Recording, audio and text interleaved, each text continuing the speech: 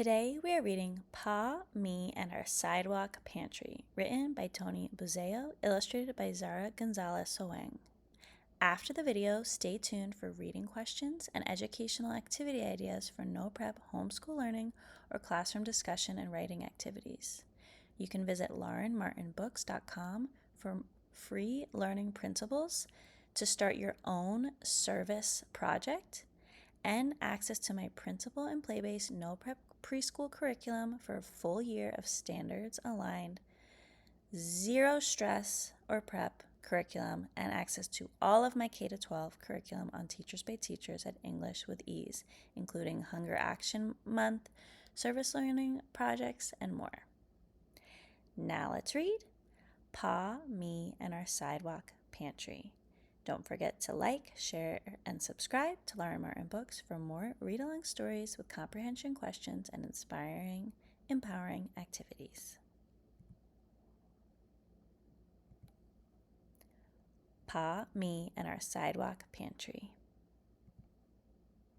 With the sidewalk library sign in my hands, I hear my grandpa call, "Back here." I head out to his workshop under the pines. Pa's workshop is just about my favorite place. Better than the playground, better than the ice cream shop, almost as good as the public library, but not quite.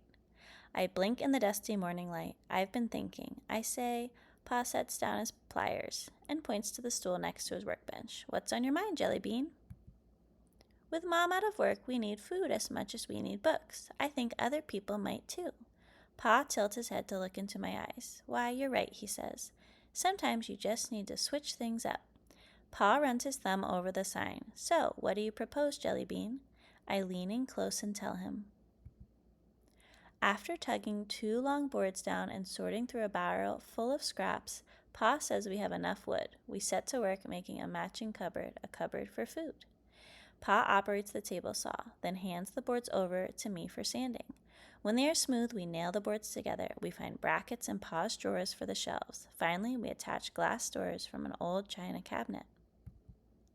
We set our creation outside while the paint dries and turn our thoughts to the sign. Even though we love the words Sidewalk Library and Feed Your Mind, we now want something new.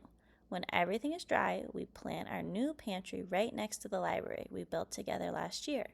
I open the glass doors where the books wait patiently and trace the spines of my favorites, those I donated and the ones from generous neighbors. Sidewalk Library, read all you want. Sidewalk Pantry, take all you need. Read, eat. Next, Pa and I select food from our kitchen cabinets. Even though the shelves aren't crowded, each time we find 2 of something, we snatch up one for our pantry.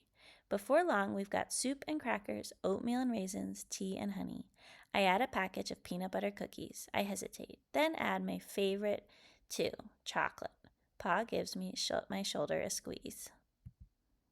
Pa starts to fill the pantry shelves by container size, but I say no, we have to keep the friendly foods together. If someone takes the oatmeal, they need those raisins.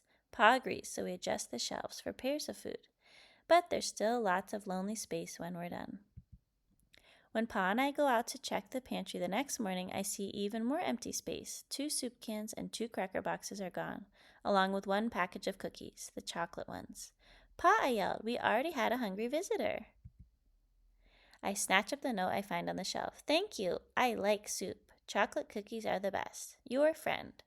"Pa, we need to get more food for my friend," I say, "and for other hungry people too." "So what do you propose we do now, Jelly Bean?" Pa asks.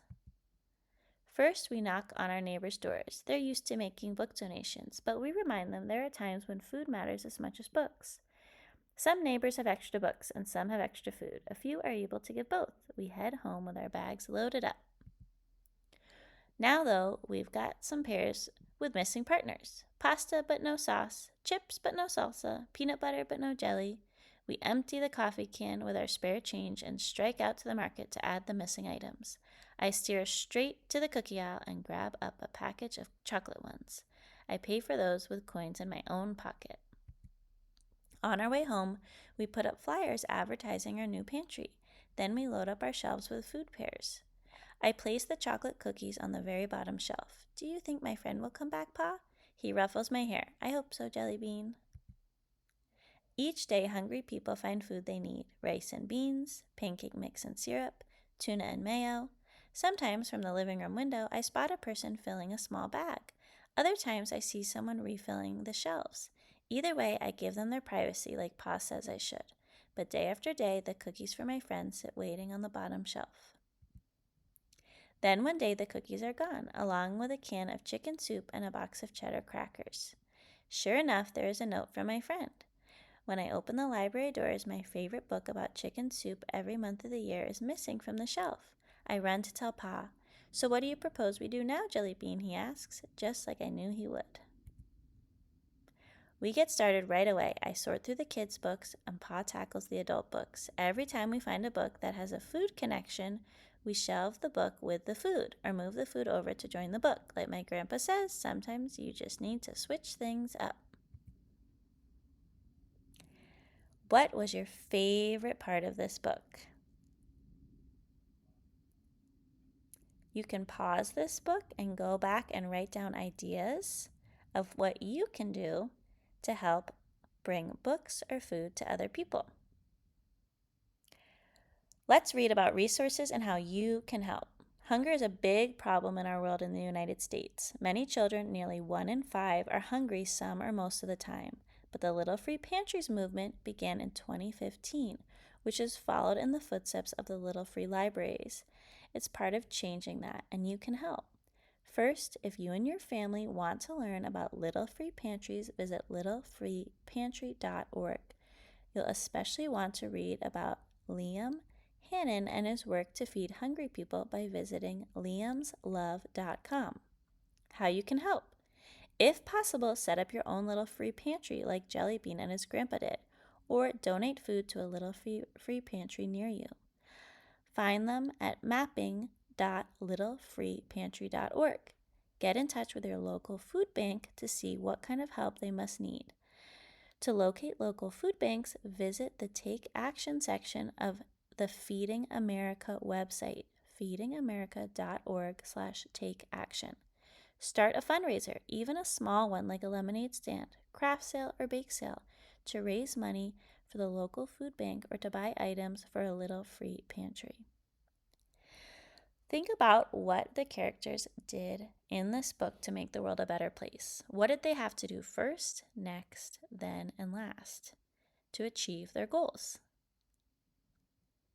What challenges, obstacles, or difficulties did they overcome to make their dreams a reality and make the world a better place? What can you learn from them?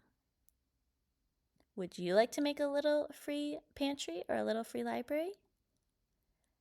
What resources and help do you need to make that happen?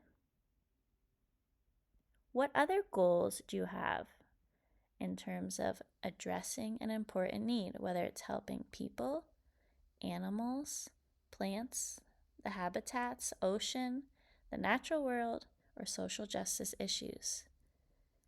How can you make a difference in big or small ways? What challenges might you need to overcome, and how can you overcome them with the help of others or with the help of your own determination and hard work? Write or draw out your plan, starting with a goal. What is your goal? Do you want to make a little free pantry? Do you want to donate food to a local food bank? Do you want to host a fundraiser to donate to Save Habitats?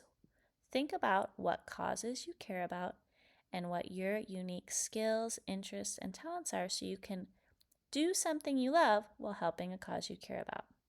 So write your goal, write what you like doing and what you care about and how you can combine those things to achieve your goal, and then write the steps you need to take to achieve your goal, including whose help you need, what resources you need, and specific dates or timelines to achieve your goal.